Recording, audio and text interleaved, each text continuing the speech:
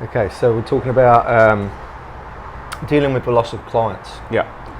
And how do you deal with the loss of clients? What's your protocol? Yeah, I guess it's you can never prepare for that as much as you think you can. You know what I mean? Like you might have the best programming system, you might have the best nutrition system, but at the end of the day, like, people's lives, they change. Exactly right. You know, and the thing is, my rule quickly became, every time I picked up a client, I would always prepare to pick up another one, knowing that that client at any given time would move on to something different. Yeah. You know, like, for example, one of my clients is pregnant.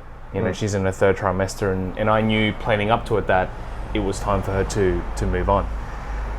But that doesn't mean that they're not going to come back, right? I mean, exactly. You know, it just means that temporarily right now, it's just their path, and then they will return when the time is right. Exactly right. You know? And it's like you say, there's a whole number of reasons why it could be that they need to leave. Sometimes it's budgetary restraints. Sometimes it's going to be pregnant, moving, relocating, away with work, whatever.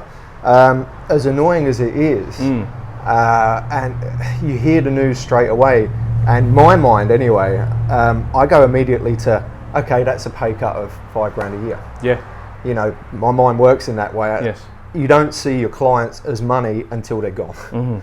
And for me, it was like, right, you know, the other day someone's sort of, I'm just going to knock back to one session a week from free. It's like, okay, completely understand that, respect your decision and understand your reasons for it. That's a $7,000 a year pay cut. Yeah, absolutely. And it is, yes, I mean, we can talk about one side of it, which is, you know, we're happy for that client to do what they need to do and come back. But reality is, you know, every client that we train, whether it's in a group, whether it's one-on-one, when we do lose that client, that is our finances. Yeah. You know, that pays for family life, kids, that pays for your mortgage and so forth. And preparing for that is always difficult. Yeah. You know, and I don't think we ever do. This is the thing. Yeah. I like to think, you know, we all give great advice. Yep.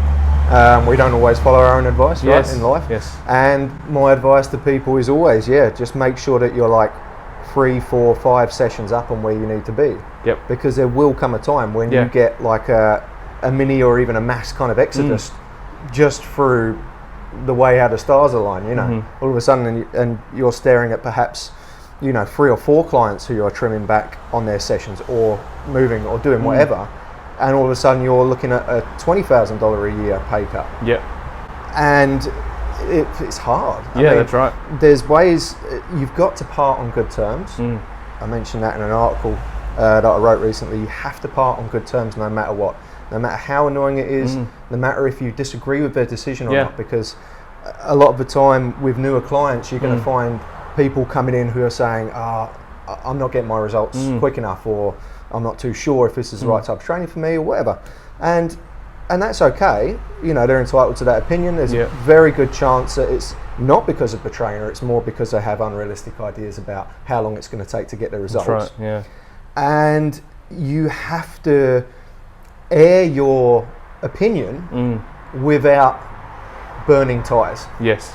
Because they could very well come back once they've discovered that, it's not going to take me 4 weeks to lose 20 kilos. Yeah, that's right. And, you know, and I often hear a lot of, you know, up-and-coming PTs these days who have this, they feel that when they sign a client, that client sticks with them for eternity, you know. And it's not true, because the reality is your goal is to guide them to a specific point, whether they can do something on their own or whether they have a, you know, somewhere where they're going, you know. So that's one thing I've learned anyway, is that when I first started, I took it really hard. It was really hard when a client left, you know. Yeah. But nowadays, I think I guess if there was a solution, shall we say, it would be that you need to think about that client as in, all right, one day they will move on, you know, and I need to start thinking about preparing, you know, for the next client. I need to help someone else, and not waiting until, they've gone now, a couple $100 lost, you know, I could have planned for this. Yeah, scrambling to make correct, because 9 out of 10 times when it happens, the thought process, you know, that ego in my own mind goes, I could have actually fixed this if I had have thought ahead. Exactly right. You know, So, I mean, I've talked about specific kind of steps that you can take. It'd be great to get your input as well. creating a database, because you're living in quite an electronic sort of world now, obviously, creating a past client and a present client database. Yeah. So with your past clients, that's where you're going to be looking to, what I do quite regularly is send out kind of like either a newsletter or some kind of information to them, so that it just keeps you present in their mind. You're not just completely closed out and away from them. Also, if you're going to run in kind of promotions or challenges or things like that, if that's your gig, then obviously they're a good source of potential clients for those particular promotions. So it's always good to just keep them all logged in one place, so they can just be flicked an email maybe once a month, 6 weeks, 8 weeks, whatever it is, and just keep that contact going. By the same token, if you do it, you can do it with email. You can also do it with, like, creating a Facebook group, a fan page, getting them to follow you on Instagram or connect with you on LinkedIn, so that they're still seeing what you're doing. Yes. Because, as we've said, there may come that time where suddenly it's like, you know what, I'm in a better place now. I want to go back. Repeat, whatever. And then you're there, rather than someone else who's been in their mindset this whole time. That's right.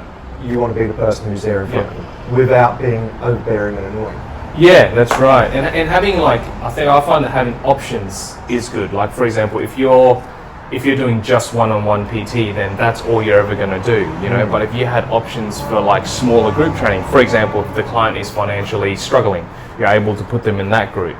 And obviously, if they're moving on, being able to see them maybe once every 6 weeks, to give them a program that they can do at a cheaper option as well. So implementing these little systems that allow you to, same thing again, reiterating what you're saying, which is to keep in contact with them without, them having to financially outlay that every week when they see you. So those options are important. Definitely. That's great advice.